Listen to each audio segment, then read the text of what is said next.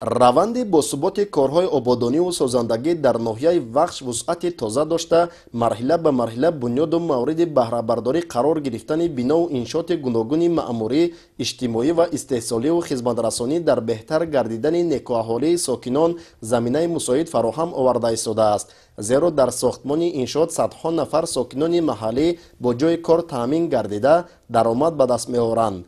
имрӯзҳо дар коллеҷи аграрӣ воқеъ дар ҷамоати деҳоти рудакии ноҳияи вахш корҳои сохтмонӣ бо маром идома дошта, дар он 50 нафар сохтмончиён ба кор ҷалб гардидаанд. иншооти мазкур тибқи лоиҳаи сохтмон бо маблағи 148 миллиону 912 ҳазор сомонӣ аз ҷониби дирексияи сохтмонии дастгоҳи иҷроияи президенти ҷумҳурии Тоҷикистон бунёд гардида истодааст. мақсад аз бунёди коллеҷи аграрӣ дар ноҳияи вахш ин пеш аз ҳама омода намудани мутахассисони соҳаи кишоварзӣ буда, дар бунёди он тамоми шароити лозима ба инобат гирифта шудааст. синфхонаю озмоишгоҳ, хобгоҳ барои донишҷӯёни ба касбомӯзӣ ҷалбгардида аз дигар минтақаҳо, ошхона ва дигар утоқҳои зарурӣ барои самаранокии раванди касбомӯзии ҷавонон бо лавозимоти тақозошаванда муҷаҳҳаз гардонида мешаванд. дар раванди босуботи корҳои ободонӣ дар шафати коллеҷи аграрӣ ҳамчунин бунёди мактаб-интернати ноҳияи вахш идома дорад. иншооти мазкур дар доираи ҳамкориҳои мақомоти иҷроияи ҳокимияти давлатӣ бо ташкилоти ҷамъиятии эҳёи сомон бо маблағи 8 миллион сомонӣ бунёд гардида, барои 240 ҷойи нишаст дар як баст пешбинӣ шудааст. тибқи лоиҳаи бунёди иншоот, мактаб-интернат аз 6 бинои алоҳида, аз ҷумла бинои асосӣ, хобгоҳ барои 540 нафар, ошхона, меҳмонхона барои 10 нафар, ҳуҷраи тиббӣ, бинои посбонҳо ва майдончаи варзишӣ иборат мебошад. айни замон сохтмони бинои таълимӣ, хобгоҳ, ошхона ва рангубори қисмати берунаи биноҳои бунёдшаванда ба итмом расида, корҳои ороишӣ ва насби лавозимоти дохилӣ идома дорад. дар раванди корҳои сохтмонӣ дар мактаб-интернати ноҳияи вахш 30 нафар сохтмончиён ба кор ҷалб гардида, то ба имрӯз 50% корҳо бо назардошти талаботи меъморӣ ба анҷом расидааст. дар бунёди иншооти соҳаи иҷтимоӣ тамоми шароити таълим, будубош ва истироҳату фароғати таълибгирандагон ба инобат гирифта шудааст.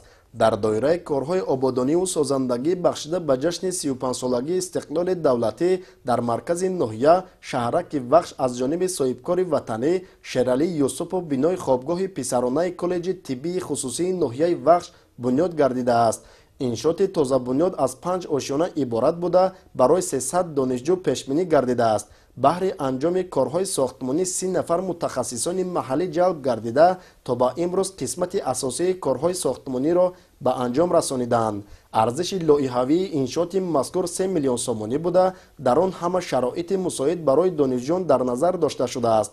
бинои хобгоҳи коллеҷи тиббии хусусии ноҳияи вахш бо тарҳи муосир қомат афрохта, аз ҷониби ташаббускорон атрофи он сафолакпӯш гардида, бо насби чароғакҳо, шинонидани гулҳои рангорангу ниҳолони ороишӣ ва майсазоркунӣ ба зебогии маркази ноҳия таровати тоза зам намудааст.